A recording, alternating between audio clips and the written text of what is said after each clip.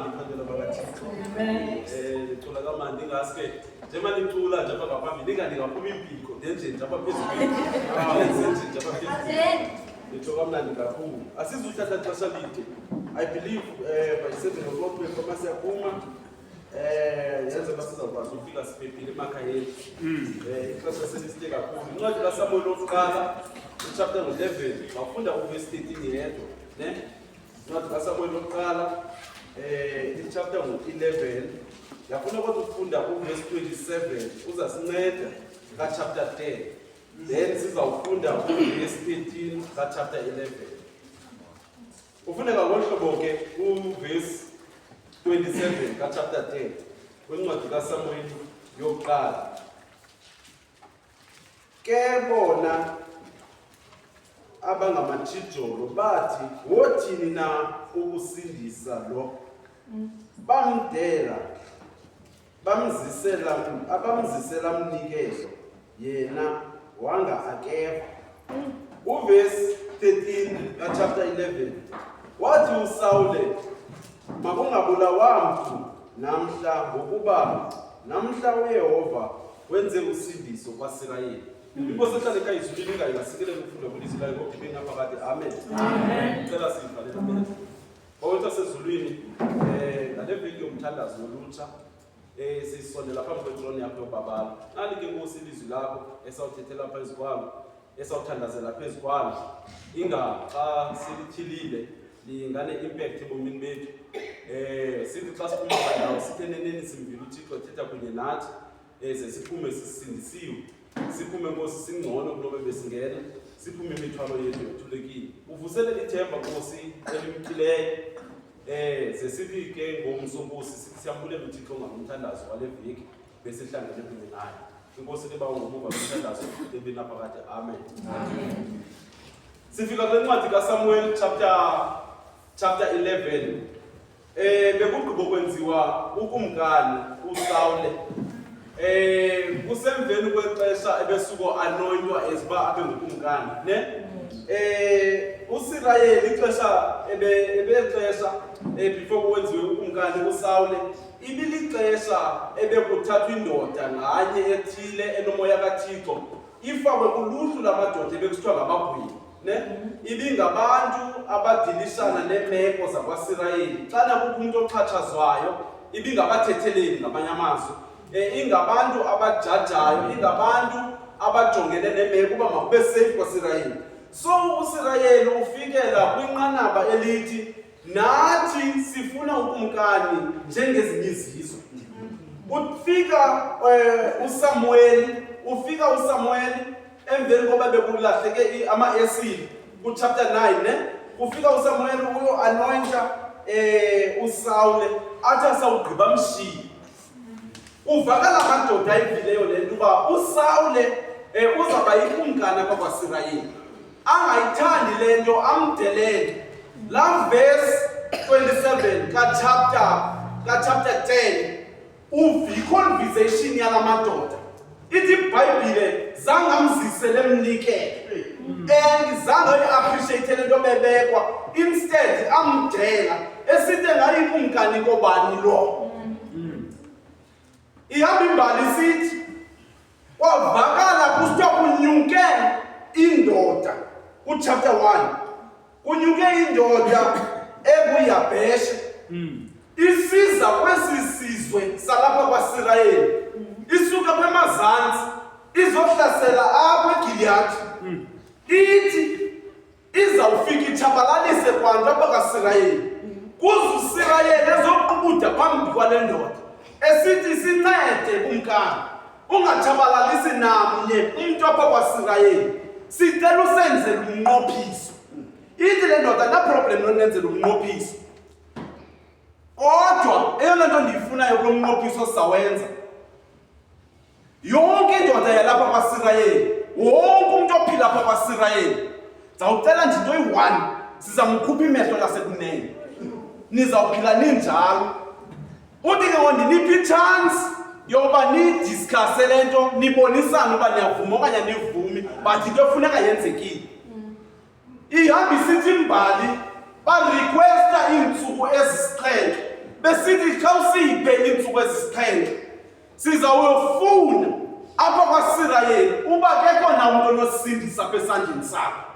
Wabayeka wathi hambani because ibindoda ezithembileyo le. Bahamba bakhangela apha kwaSirayeli. Ithi iBhayibhile badibana noSawule ehamba kunye namadoda angamakroti. Bezonyukela bebophe iinkomo besukele. Ithi iBhayibhile waqalisa balibeka uDabi. Baqala bayochaza apha kwamadoda akhoyo alapha kwaSirayeli. Akwabikho ndoda inawukwazi uyimelana nale ngxaki. Bakhala abantu yabuza uSawule nikhalela ntoni? Kwenzeke ntoni? Kufe bani? Athi la madoda ukumkani uYohashe uthi ufuna usikhupha imehlo lasekunene. Wonke umuntu walapha kwaSirayeli asinabani nokusimela pha kuye. Wayithi iBhayibhile wavutha ngumsindo uSawule. Wehla umoya kaThixo wehlela kuSawule. Bentsuma nizawuthi amen ngendawo.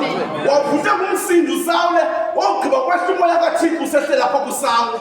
Ithi iBhayibhile akaphelela kwendawo. Wathi asawugqiba uSawule wathatha iinkomo zambini wazihlinza, wazityakatha, wazenza zazipisi. Wathi mazithunyelwe kuzo zonke izizwe zakwaSirayeli. Uchaza into yoba akukho ndoda izawuhlala endlini yayo. Emveni koba sivele challenge. Wonke ubani funeka aphume eyadini yakhe. Sihambe siyokuchallenge uNahashi. Akuzungaliwa naye. Engayiyo phaya iinkomo zayo sawuzityakatha zifane lezi sizigqibileyo. Awabi na choice lamadoda. Ikhona ngapha yokuqala ibisithi zizani sinenzele umnqophiso. But under one condition, indoda uzawufuneka iluze imlihlo layo lasekunene. Ngapha ithi icondition abangafuniyo ubheke emfazweni. Iinkomo zabo sawuzityakatha sizenze lento. One lesson esifundayo kwelibali. Mhlawumbe masiqale kandawo. Yala chapter 10, yala verse 27. Kukho abantu abazawuthi xa uanointwa nguThixo. Kukho abantu abazawuthi xa uanointwa nguThixo bangabelieve kwi-ability zakho to carry the word of God. Kukho abantu abazawuthi xa uanointwa nguThixo bangabelieve kuwe elixesha bona because iproblem yala madoda bathe xa bezijonga ba-reach limits zabo. Balimba into yoba noSawule ukule level akuyo. Balibele into bebe-anointiwe izolo. Balibele into bebe-anointiwe izolo. Ndine problem nabantu abathi xa bejonga izinto bazivyuwishe ngokokwabo bawugqiba bageyithe amandla wabanye abantu.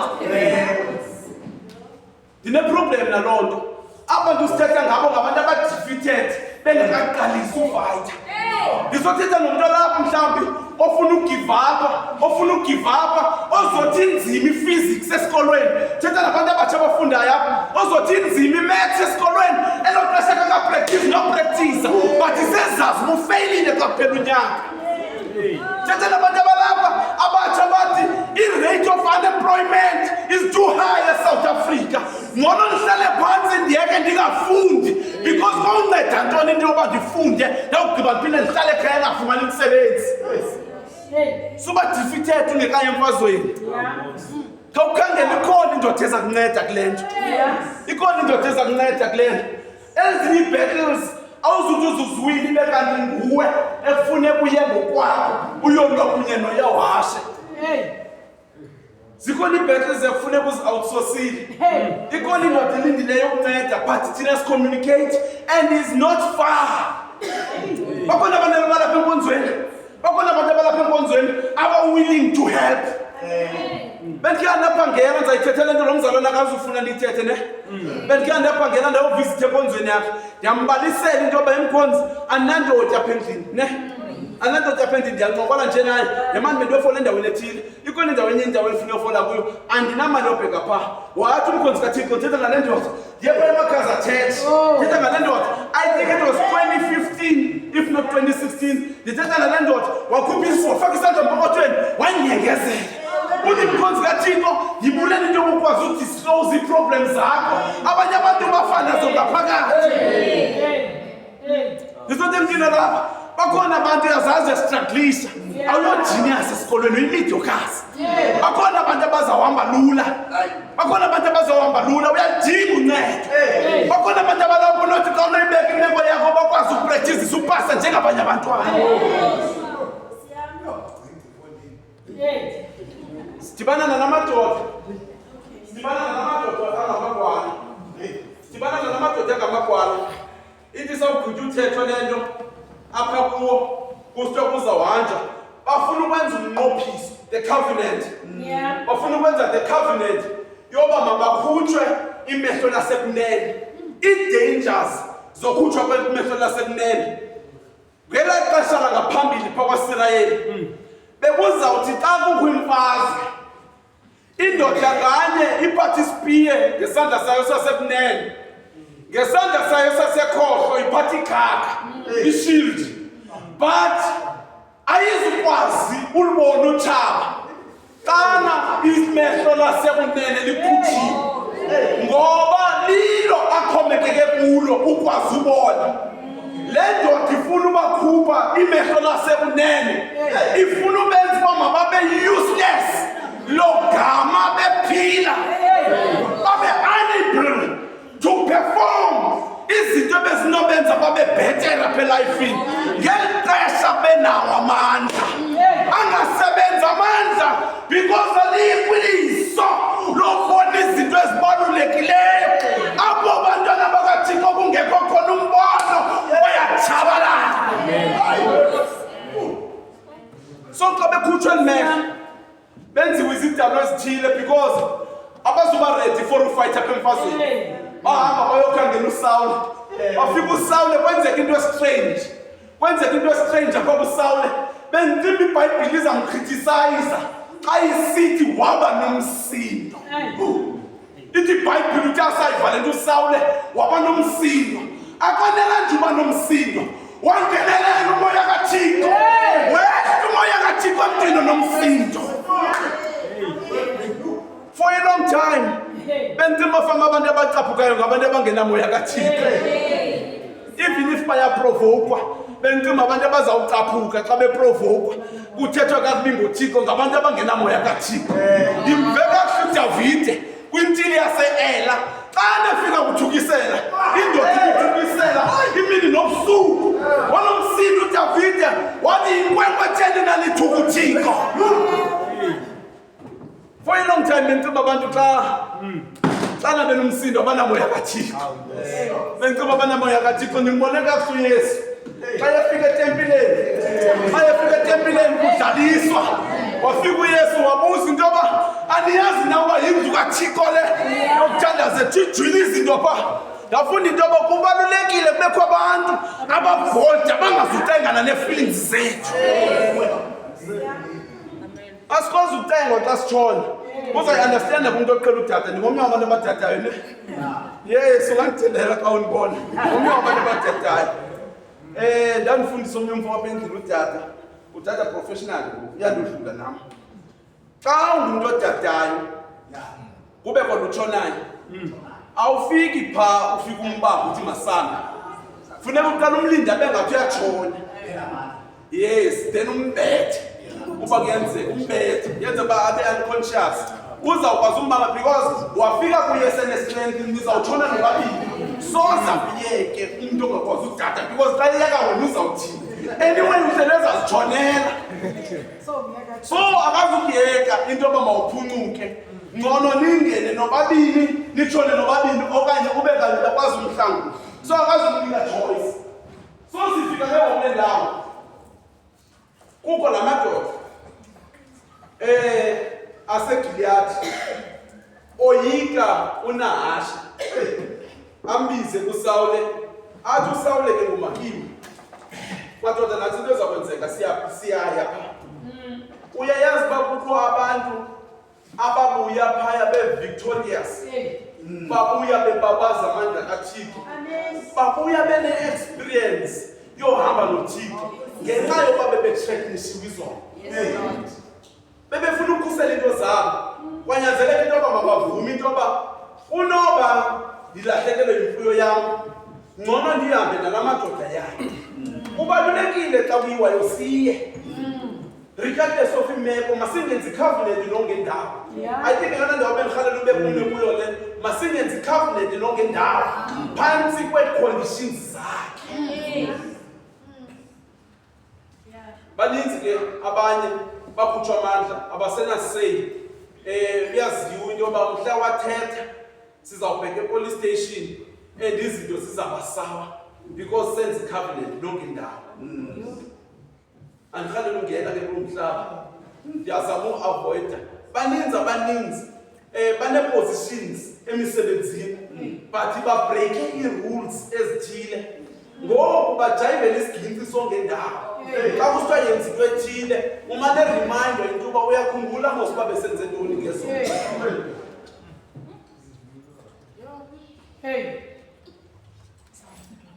uthi ke ngoku sishiya lexesha ndizawuzama ukhawuleza uthi ke ngoku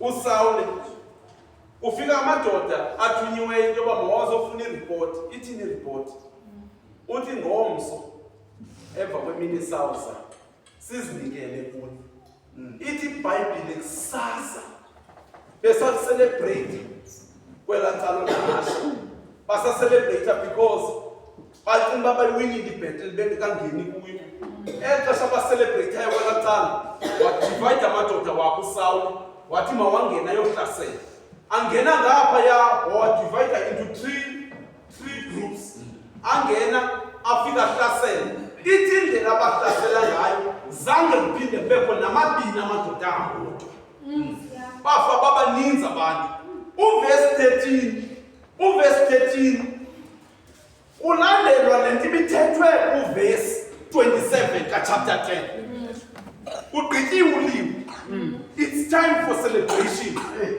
athi la madoda abakuverse 12 kumkani uyabakhumbula bekukho abantu ebebesithi soze ube yikumkani zange bazise nezipho kuwe sithi nina ngaloo madoda maswabulali uthi uSawule in fact nguSamuel othetha le nto uthi akukho mntu uzawubulawa namhlanje ngoba lixesha locelebrate so bane-obsession emva koba bephuma edabini i-mindset zabo zisesedabini abayiboni nonto yoba lixesha locelebrate nisehleli nabantu kaThixo bakhona abantu ababa-obsessed zii-battles zebandla bakhona abantu ababa-obsessed zii-caucus zebandla eli xesha sekugqityiwe enkonzo kaThixo mhlawumbi sebekiwe nobeka ukumkani sebekiwe nopresident sebekiwe nomdala because khange sovane ngelaa xesha besonyula bane-obsession lixesha lo-anointa umntu kaThixo it's time to celebrate abakwazi urecognize into yoba ixesha lee-battles lidlulile it's time for joy yile nto sazibhaqa si-miserable ngeli xesha kuculwa yapha ngaphambili sikulindele sikulalele eli xesha kuculwa iingoma zakwaSirayeli thina sise-obsessed kwii-battles zayizolo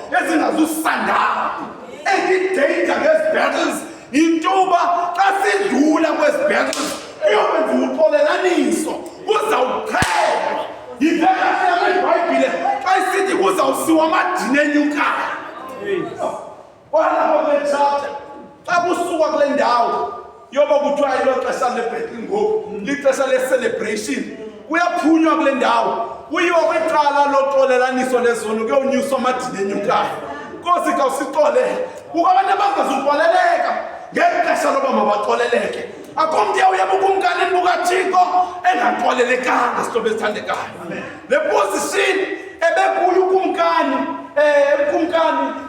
uSawule esithi mabayekwe lixesha le-celebration ebeyivile le nto bebeyithetha yaze times kurayithi ungasi-entertain ezinye izinto ndithanda ke ngole ndaba ndithanda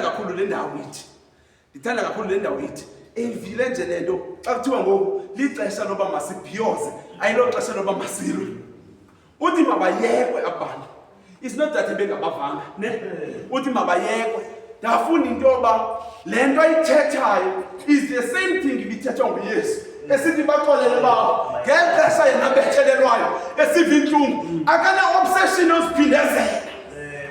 Thina sijonga i-opportunity ebendihlebile konyaphelelo ayinawuphela kanjalo. Sikhangela i-opportunity yoba mandiziphindezele. Umile chapter 14 verse 14 kwe-Exodus ithanda intoka lithi tu Yehova nilwele.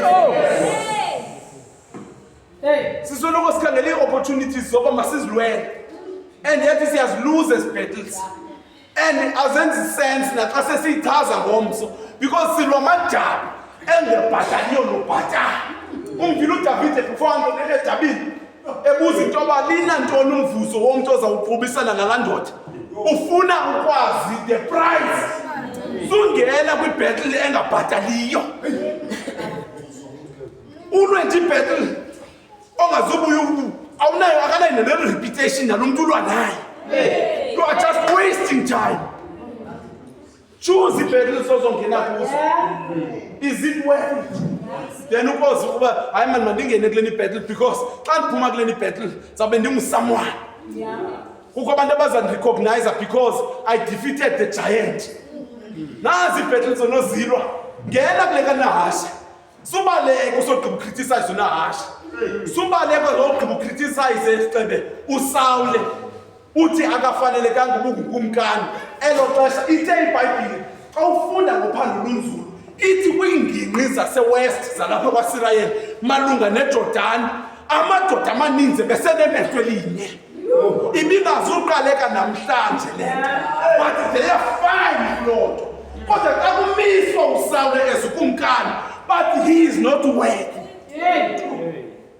So masijike ngale ndawo ithi abantu abazakriticize ayingobantu babhetere kunawe. Ngabantu abawest kunalimeko kuyo. In fact ngabantu abangekafiki kulo mgangatho kuwo. Nibambile abantu abazakriticize Bratools ayingobantu bakhe badefeata uNahasha. Uzawukriticizwa ngabantu abadefeatwe nguNahasha izolo and yet wena buwakayonto. Abantu abebekriticize uDavide ngabantu abangazange bama phambi koGoliath. Ngabantu abangazange babulala ibhere nengonyama. So every time uve criticism nabantu abazakujongela phansi ngabantu abangehope level kuyo. Abantu abaright abanezinto xa sithetha ngolife. Abantu abapasayo esikolweni soze bakriticize ngofeyila kwakho. But abantu abapasa kancinci othuke.